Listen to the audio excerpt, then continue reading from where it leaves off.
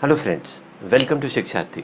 In this video, we'll be talking about ratio, proportion and variation. So let's start.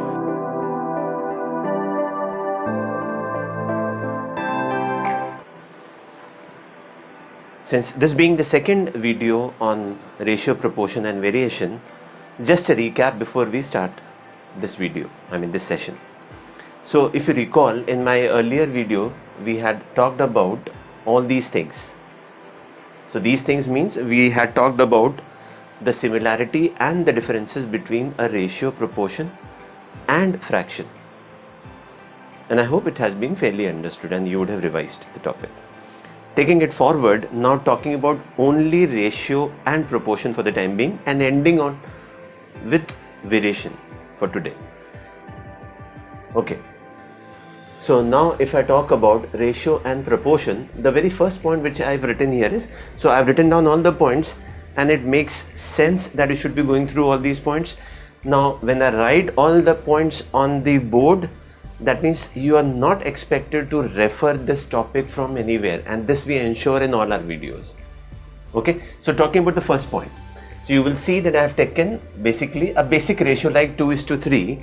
Now the basic ratio 2:3 can be written as 4:6, can also be written as 6:9, which is just like saying writing the equivalent ratios. So this is just like saying 2:3 into 1, this is 2:3 into 2, 2:3 into 3, and so on till 2x:3x. As you're already aware of the fact that a ratio it doesn't have any unit. For example, if I say that the ratio of their velocities is 2:3, the same ratio could be the ratio of their time also.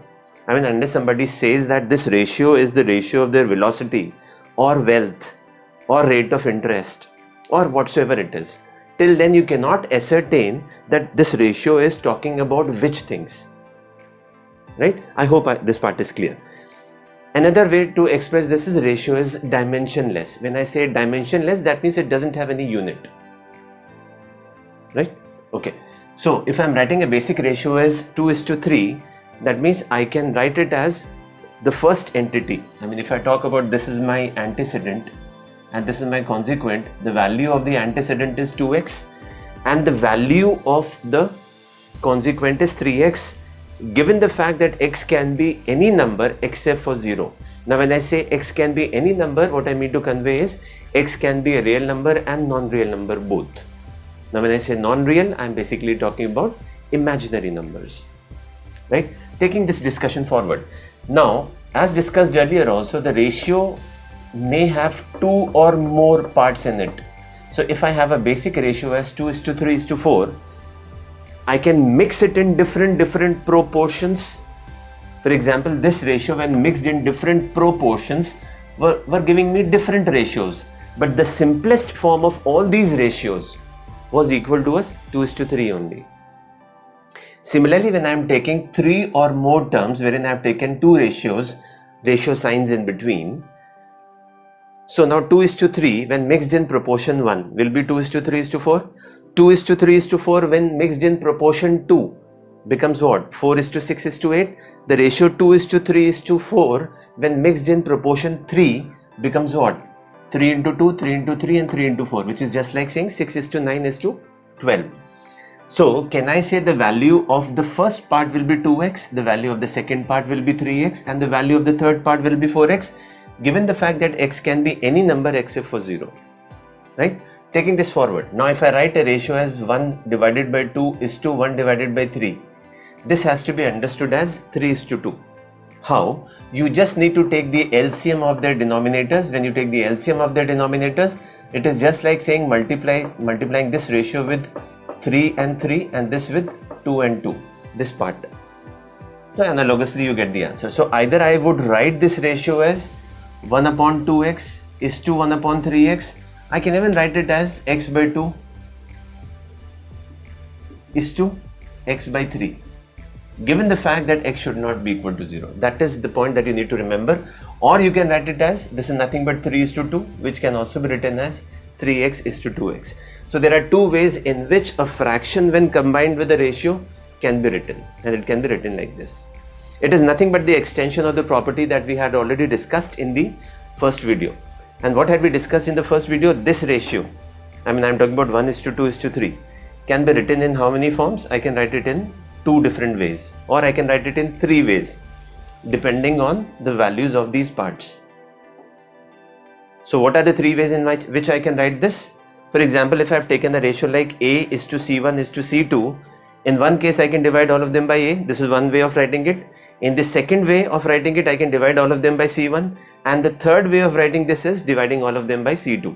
These are the basic ways. You can write so many of them further to this, but these are the broad ways in which you can write a ratio of this form in various ways, right? Okay, let's take this forward. So now when we talk about a terminology, so we had talked about that we'll be talking about the terminology being used in ratios. So if somebody asks you to calculate the duplicate ratio, all you need to understand is, if somebody asks me to calculate the duplicate ratio of 2:3, duplicate means what? 2:3 into 2:3, which is just like saying 2 square is to 3 square. The point that has to be understood here is that the value of the proportional constant changes. Here, the value of the proportional constant, let's say, was x. But when you are finding out the duplicate ratio, the proportional constant becomes x square. And the basic condition remains the same, which is x has to be any number but a non-zero number. Okay. Now, if somebody asks me to calculate a subduplicate ratio, now subduplicate ratio, let's say, of 2 square is to 3 square. Now the word sub itself means you are supposed to find out the square root. Please remember that the value of the proportional constant here also would change.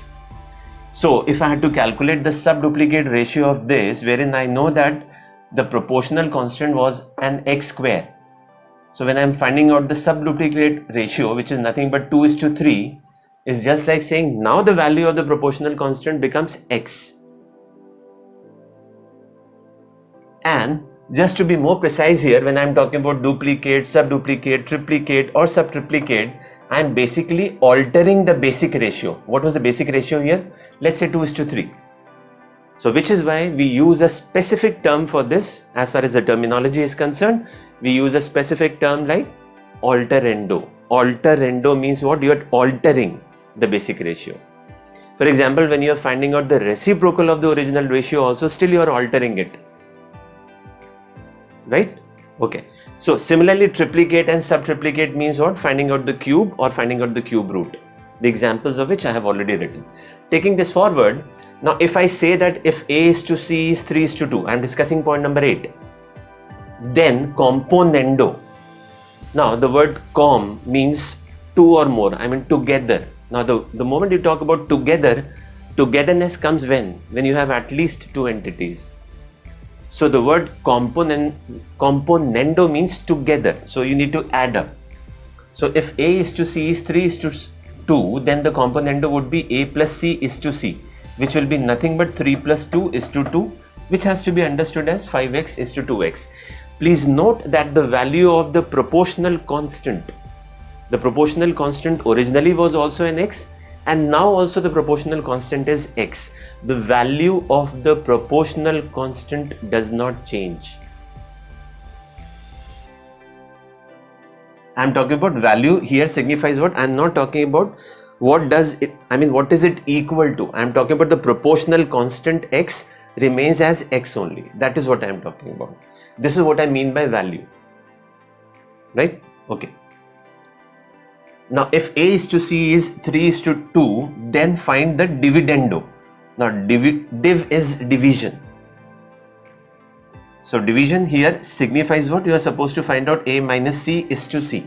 Now when you are finding out A minus C is to C, what are you supposed to do? You are supposed to find out 3 minus 2 is to 2, which is just like saying 1 is to 2. Here also now you get 1x is to 2x. So originally also you have the proportional constant was xx, and here also it is xx.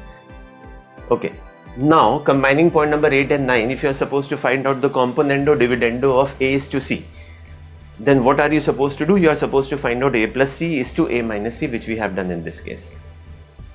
Taking it further, now if A:C was already given and then you were asked to find out. So now various combinations and permutations are being worked out. What are the type of questions that can be given?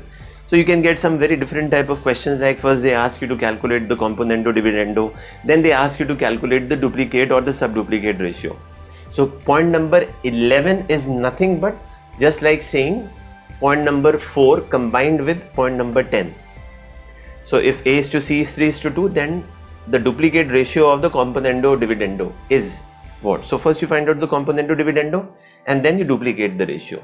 Duplicating the ratio means multiplying the ratio with the same ratio, in which if I'm multiplying two ratios, you have to ensure that the multiplication of the ratios, in the multiplication of the ratios, the corresponding parts will always be multiplied with each other. For example, if I have two different ratios, like let's say A is to B is to C, and then if I have to multiply this ratio with D is to E is to F, I have to multiply the corresponding parts. That means if two ratios have to be multiplied, I mean these two ratios have to be multiplied, then the answer would be A into D is to B into E is to C into F. Please remember this. This is how you multiply two ratios. In the same way, you'll divide also.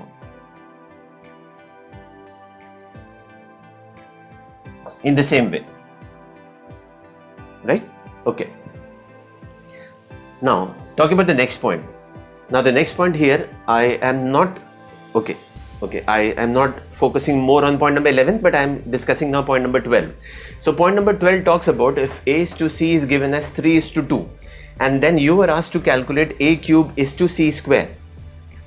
If you are writing that the answer is 27x cube is to 4x square, and then you cut x and you write it as 27 is to 4, then the answer is incorrect. Why is it incorrect? Because the value here comes out to be 27x cube, and the value here comes out to be what? 4x square. When you do this, the ultimate answer is 27x is to 4, and you know that ratio does not leave any constant. I mean, it will never leave a proportional constant. If it is leaving a proportional constant, that means this value cannot be determined.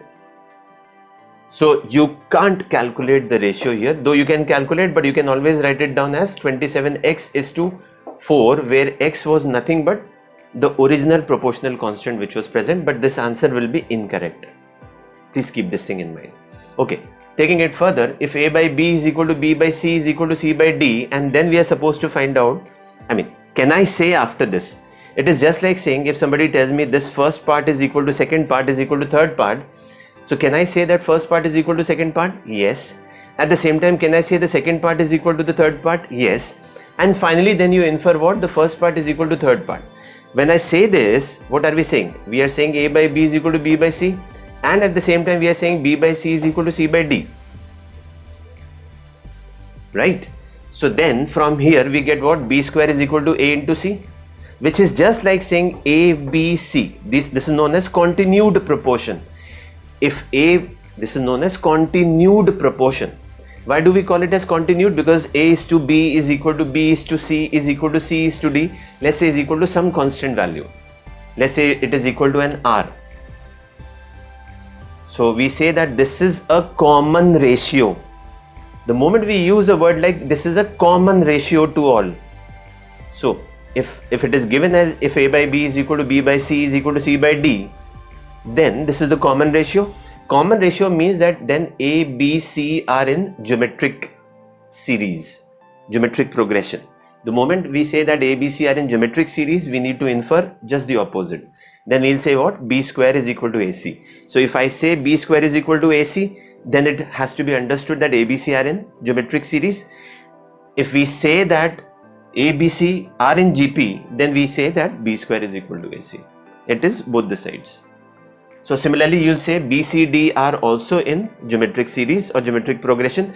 Henceforth, you will say what? Since A, B, C and B, C, D are in geometric series, henceforth A, B, C, D, there are only 4 terms here, A, B, C, D, all of them are in geometric series.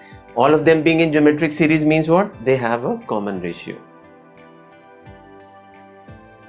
I hope that this point has been fairly understood, and you are expected to go through both the videos, the first video on ratio proportions, the second video on ratio proportion, after which we talk about more number of videos, because this will help you to build up your basics.